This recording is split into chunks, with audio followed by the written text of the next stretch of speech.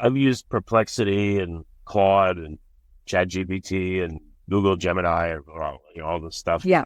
It's tiring, at least at this stage. If you want to know about something, you'll ask it a question, and then you're like, well, what about this? So you ask it that. And what about this? You ask it that. What about that?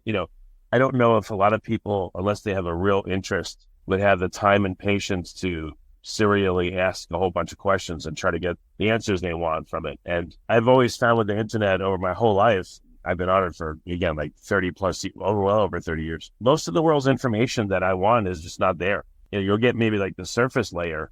And I think that's what'll happen with AI. But I think probably 99% of people will just use it at a surface level, not to insult them or anything, but I just don't think that they're going to go deep and investigate this, that, or the other. And that is a real danger, because whoever puts a surface level answer, people are going to say, oh, well, the AI said it, so it must be true. I'm just going to go with that. Yes, you're right. I think that's one problem that's coming.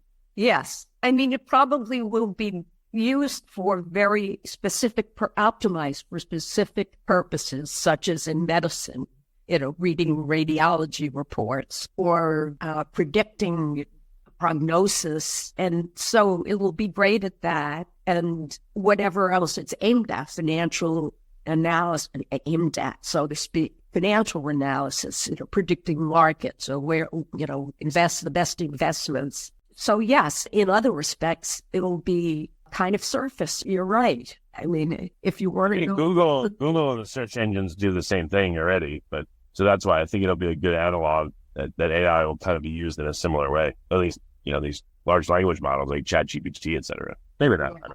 College kids will be very happy with it, and the professors are going crazy trying to figure out how to test knowledge, without students cheating and using AI for their answers, their essays, whatever. Well, that would be pretty easy, actually. If the professor has the students in the room and says, all right, everyone, put your phones down, and I'm going to ask you questions. Then they're going to poop themselves, because all of a sudden they'll be stripped naked. They'll have no technology to help them. You'll very quickly see who knows and who doesn't know.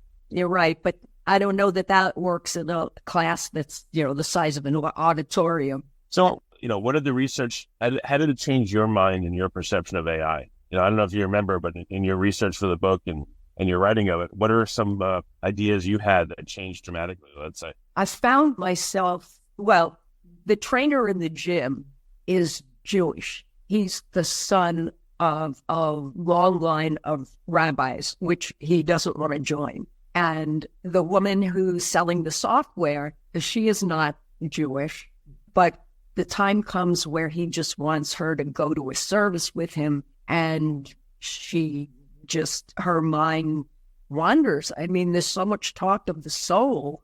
And, I found myself just carrying that thought process further than I had in the past. I mean, who's to say what a soul is? And I know that huge volumes, libraries have been written on this subject, so I'm not presuming to know, but, it's like what we were talking about before. If a robot seemed to have a soul, I mean, how would you know? I mean, what difference would it make? How do I know that my soul isn't just a bunch of electrons running around in my brain that present themselves as a spiritual need? So I guess, why would they?